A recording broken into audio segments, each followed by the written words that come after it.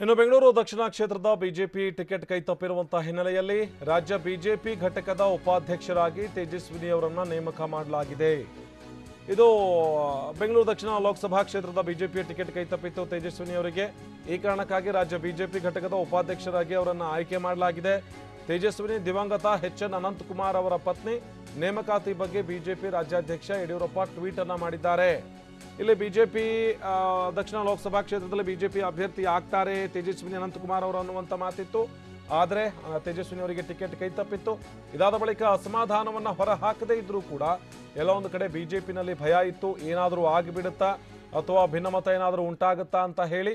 ಆದರೆ ನಡೀತಾ ಇರುವಂಥ ಬೆಳವಣಿಗೆಗಳನ್ನು ನೋಡ್ತಾ ಹೋದರೆ ಬಿಜೆಪಿ ಸದ್ಯ ತೇಜಸ್ವಿನಿ ಅನಂತಕುಮಾರ್ ಅವರನ್ನು ರಾಜ್ಯ ಬಿಜೆಪಿಯ ಉಪಾಧ್ಯಕ್ಷರನ್ನಾಗಿ ನೇಮಕ ಮಾಡಿದೆ. ಆ ಬಗ್ಗೆ ರಾಜ್ಯಾಧ್ಯಕ್ಷ ಬಿ.ಎಸ್. ಯಡಿಯೂರಪ್ಪ ಇವತ್ತು ಟ್ವೀಟ್ ಅನ್ನು ಮಾಡಿದ್ದಾರೆ.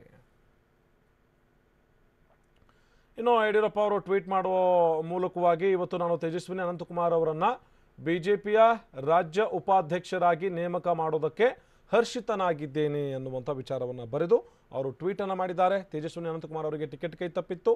ಅಲ್ಲಿ ಬಿಜೆಪಿ ಅಭ್ಯರ್ಥಿಯಾಗಿ ತೇಜಸ್ವಿ ಸೂರ್ಯ ಕಣಕ್ಕಿಳಿದಿದ್ದಾರೆ. ಇಂಥ ಸಂದರ್ಭದಲ್ಲಿ ಭಿನ್ನಮತ ಅಥವಾ ಬೇರೆನಾದರೂ ಆಗುತ್ತೆ ಎನ್ನುವಂಥ ಒಂದಷ್ಟು ಭಯ ಬಿಜೆಪಿಗೆ ಕಾಡ್ತಾ ಇತ್ತು. ಈ ಬೆನ್ನಲ್ಲೇ ಟಿಕೆಟ್ ಕೈತಪ್ಪಿದ್ದಂಥ ಬೆನ್ನಲ್ಲೇ ಟಿಕೆಟ್ ಕೊಡದೇ ಇರುವಂಥ ವಿಚಾರದ ಬೆನ್ನಲ್ಲೇ ಸದ್ಯ ಬಿಜೆಪಿ ರಾಜ್ಯ ಘಟಕದ ಉಪಾಧ್ಯಕ್ಷರನ್ನಾಗಿ ತೇಜಸ್ವಿನಿ ಅನಂತಕುಮಾರ್ ಅವರನ್ನು ಯಡಿಯೂರಪ್ಪ ನೇಮಕ ಮಾಡಿದ್ದಾರೆ.